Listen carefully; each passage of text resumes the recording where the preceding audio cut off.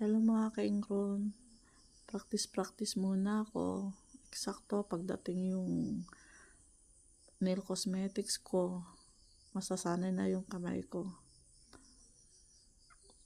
Dati naman ako nag-nail art, kaso lang tinamad ako, so kailangan ko dagdagan yung content ko.